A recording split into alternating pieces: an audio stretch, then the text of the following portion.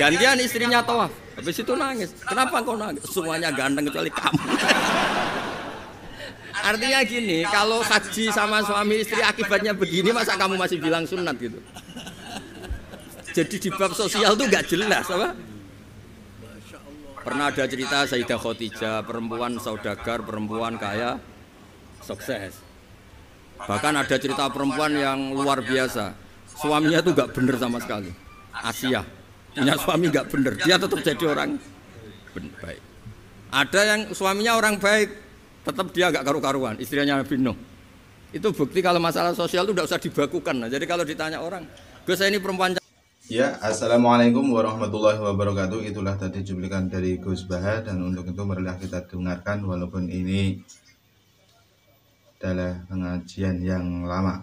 Sebelum itu, selamat menikmati saudara-saudaraku semua, dan bagi yang belum subscribe dan tekan tombol lonceng bisa mengikuti video-video kita selanjutnya. Marilah kita simak kajian Gus Baha bersama-sama, monggo.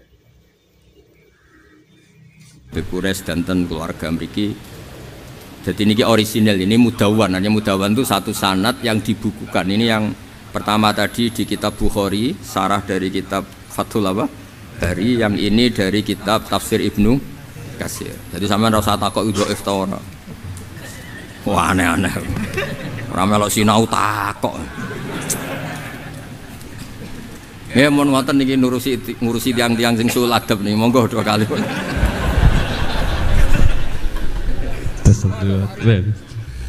Matur nuwun Gus. Ya, hari ini saya kira tidak ada yang orang paling bergembira kecuali saya ya.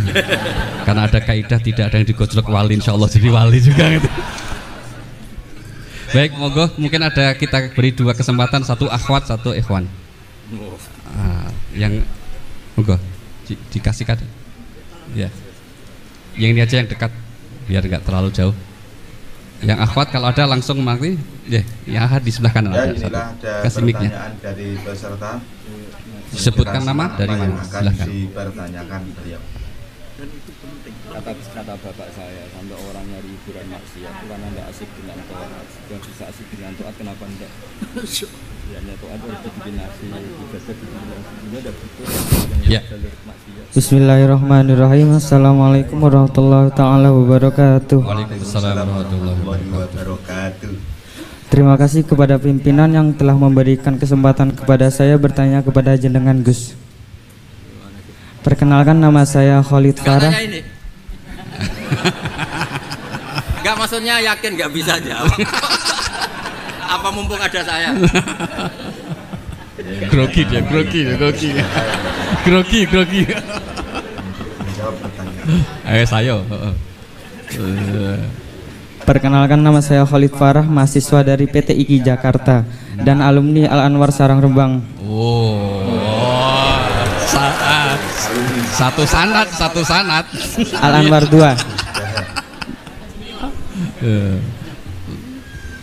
Karena jenengan terkenal dengan logika yang luar biasa, jadi poin saya, apa bantahan Anda, semoga Allah menjaga jenengan, amin, terhadap orang yang berdalil dengan ayat ini, fanafahna fihi mir ruhina, maka kami tiupkan ke dalam rahimnya sebagian dari roh kami, bahwa Isa itu adalah anak Allah, maha tinggi Allah terhadap apa yang dikatakan orang-orang zalim.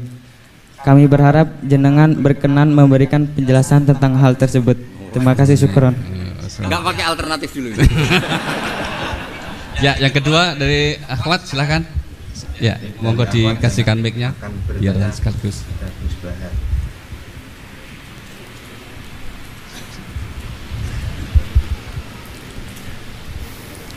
Bismillahirrahmanirrahim. Assalamualaikum warahmatullahi wabarakatuh. Waalaikumsalam warahmatullahi wabarakatuh. Gus, nama saya Indana Zulfa, saya dari Boyolali dan saya santri BK angkatan 31. Pertanyaan saya, bagaimana pendapat Gus Baha tentang wanita karir ataupun wanita yang aktif dalam bidang sosial? Terlebih wanita ini adalah seorang penghafal Al-Quran. Maksud saya, yang wanita karir ini bukan hanya dalam mengajar, tidak hanya bekerja dengan mengajar, tapi dia juga terjun dalam bidang bisnis dan juga suka melakukan inovasi-inovasi baru seperti mendirikan lembaga sosial dengan tujuan untuk menolong orang lain. Dan dalam Islam sendiri bagaimana aturannya atau batasan-batasannya? Terima kasih. Terima kasih. Monggo langsung. Provokator.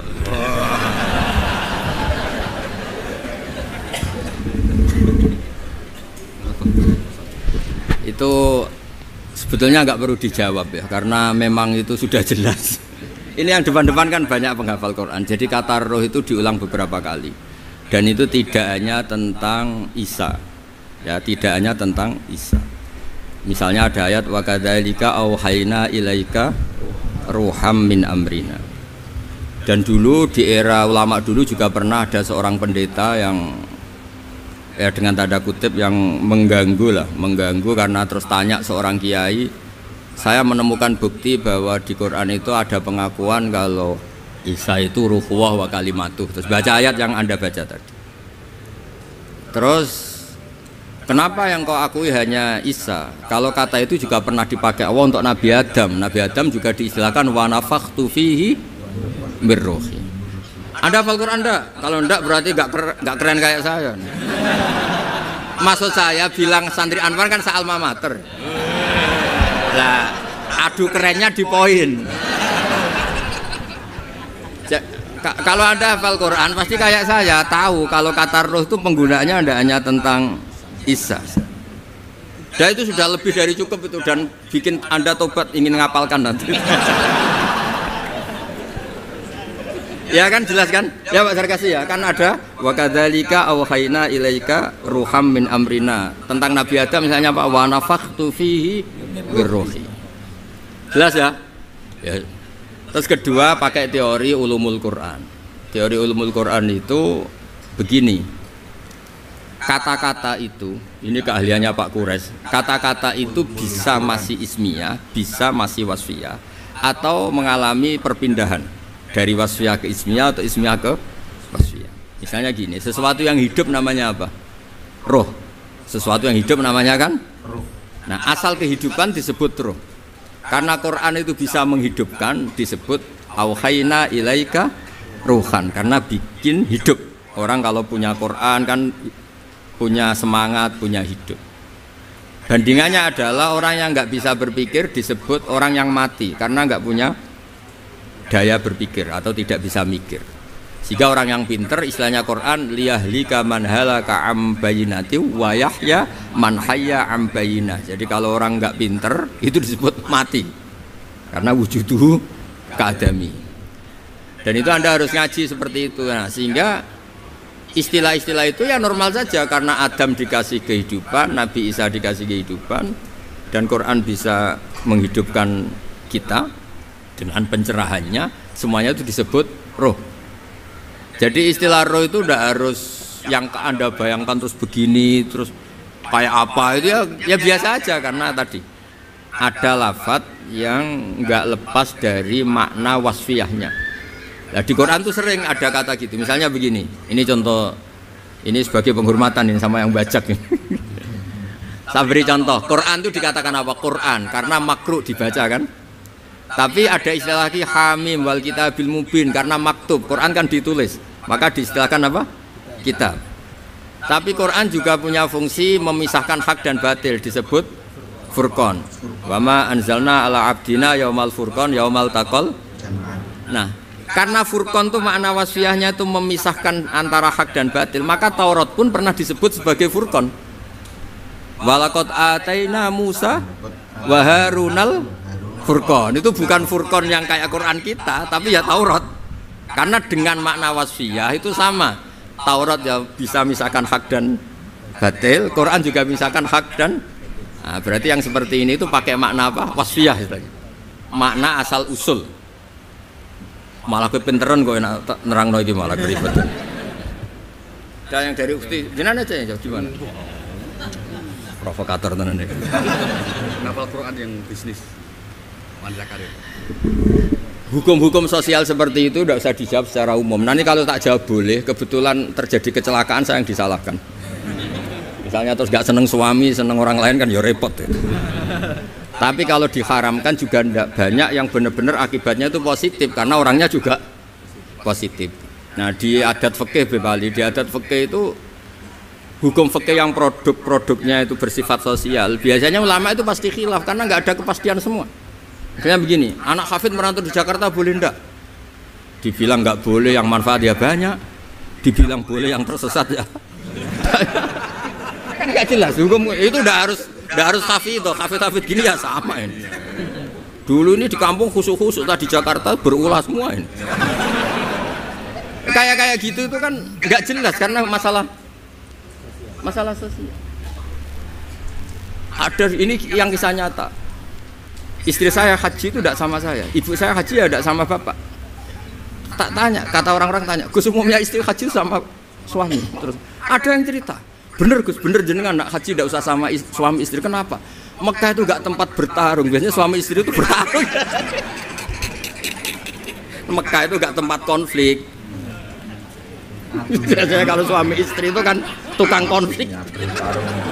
Adu mekanik. Saya punya teman keluarga keraton itu haji sama istrinya, Prof. Kebetulan ada istri baik, bikinkan teh pagi-pagi, bikinkan teh suaminya. Istri itu loh baik, suaminya dibikinkan teh. Jawabnya istri yang satu, gimana? Mau tukeran? Padahal muji aja jadi perkara itu. Lah kalau ini yang cerita guyonan tapi fakta. Habis tawaf suaminya nangis. Kenapa Pak nangis? Orang sebanyak itu kok cantik semua kecuali kamu. Karena lihat orang Pakistan, Turki, Uzbek gitu. Gantian istrinya tawaf. Habis itu nangis. Kenapa kau nangis? Semuanya ganteng kecuali kamu. Artinya gini, kalau haji sama suami istri akibatnya begini, masa kamu masih bilang sunat gitu? Jadi di bab sosial tuh gak jelas apa? Pernah ada cerita Sayyidah Khadijah, perempuan saudagar, perempuan kaya, sukses. Bahkan ada cerita perempuan yang luar biasa. Suaminya tuh gak bener sama sekali. Asia, punya suami gak bener, dia tetap jadi orang baik. Ada yang suaminya orang baik, tetap dia gak karu-karuan, istrinya Nabi Nuh. Itu bukti kalau masalah sosial itu tidak usah dibakukan. Nah, jadi kalau ditanya orang, Gus saya ini perempuan cantik, saya anaknya orang nggak punya, saya harus kerja di mana? Saya mesti fatwanya tunggal. Kalau bisa di pabrik atau tempat terbuka, karena pantangannya perempuan itu layak keluar narojulun bimroatin. Kalau kamu cantik, usahakan jangan pembantu rumah tangga. Pokoknya usahakan yang di tempat terbuka, karena itu panduannya Islam. Kalau kita punya anak cantik, nyun sewu, kendaraan umum kayak bis tentu lebih aman timbang yang privat. Itu kalau boleh memilih. Ini kan cerita fikih. Tapi kalau pakai individu kan tidak ada bisa jamin semua kan. Jadi fikih-fikih sosial itu biasanya ulama tidak punya baku ya. Pokoknya saya jawab saya. Ya kalau mau orang baik dan punya akibat baik ya baik. Kalau orang baik ya karena bisa apa kita di depan hukum sosial. Karena ya yang ya itu tadi kita punya contoh Fir'aun itu kayak apa? Beduanya Fir'aun kayak apa? Punya istri legendaris namanya siapa? Asia. Nabi Nuh kayak apa? Punya istri seperti itu.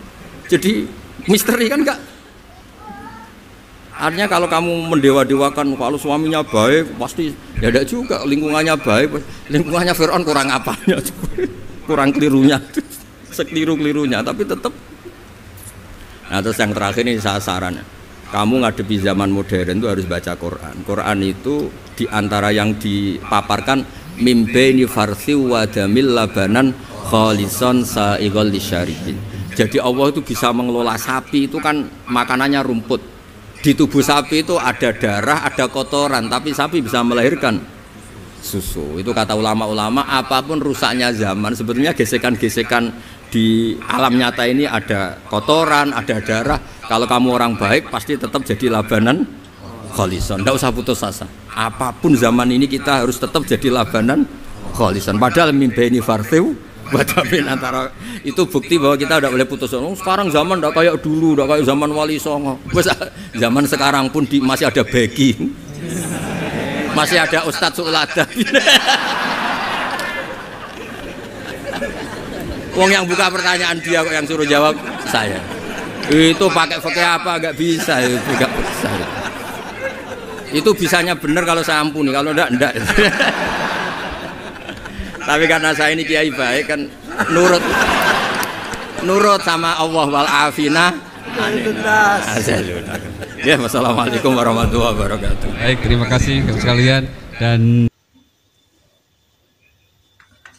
Ya, itulah pemaparan Gus Baha yang memang sangat berilmu tinggi. Beliau bisa memaparkan dan bisa menjawab pertanyaan-pertanyaan tadi dan ternyata mengandung ilmu yang sangat tinggi. Terima kasih bagi teman-teman yang sudah menyimak dan jangan lupa subscribe dan terus dukung channel ini semoga untuk berkembang menyiarkan dakwah Islam.